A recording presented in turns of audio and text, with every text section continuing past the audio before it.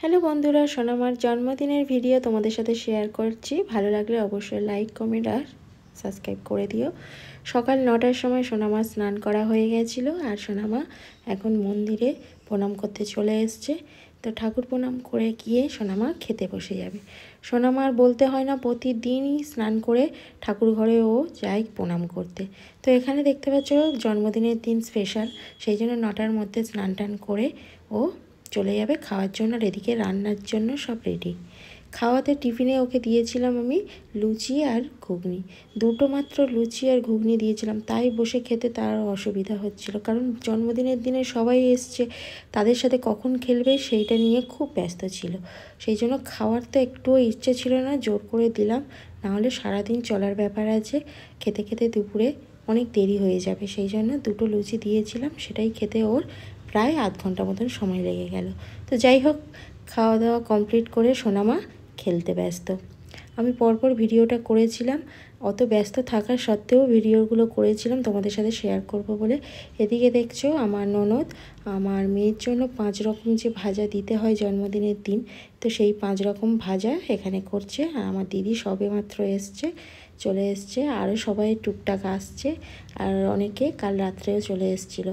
তো এখন তোমাদের রান্নার জায়গায় নিয়ে যাব। রান্নাটা এবছরে নিচে করেছি, কারণ উপরে ছাদে গরমের মধ্যে রান্না করতে খুব প্রবলেম হয়ে যায়।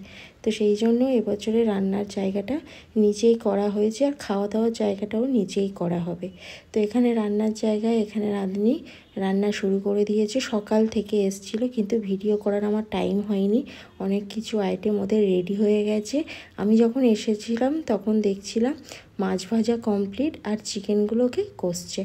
তো আমি এসে এইটুখানি ভিডিও করতে পারলাম, বাকি যা খাবার আইটেম ছিল সেগুলো তোমাদের পরে কোনো এক ভিডিওতে দিয়ে দেবো অবশ্যই করে। আর তোমাদের ভালো লাগলে অবশ্যই করে বারে বারে বলছি লাইক, কমেন্ট আর সাবস্ক্রাইব করে দিও। আর ছোট্টখাটো করে জন্মদিন প্রতি বছরই সোনামার হয়, আর ছোটোখাটো বলতে আমাদের 50 জন মানে খুবই কম। নিজের আত্মীয় স্বজন বলতে বলতেই 50 জন হয়ে যায়, শুধু বাড়ির লোক, বাইরে তো কারোর সেরকমভাবে বলাও হয় না। তো সব মিলিয়ে রান্নি তো দারুণ রান্না করেছিল, সেটা বলার মতন কিছু না। যারা যারা খেয়েছে তারা সবাই বলেছিল যে বাচ্চা থেকে বুড়ো পর্যন্ত সবার খাওয়ার মতন রান্না করেছিল। আর আমার কাজ সেটাই আমি করছি এখানে।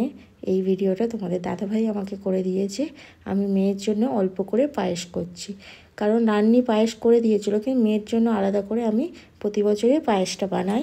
আর ওর জন্য ভাজাভুজি বা ওর যে খাবারগুলো দিই সেগুলো আমি নিজে হাতেই বানিয়ে দিই। তো সেই জন্য এখানে আমি পায়েসটা বানিয়ে নিচ্ছিলাম অল্প, শুধু ওর জন্য। আর এখানে আমার ননদ আছে, সে ও কাজে ব্যস্ত। তো সবাই মিলে আমরা কাজ করেছিলাম আর খুব ভালো কাটিয়েছিলাম দিনটা।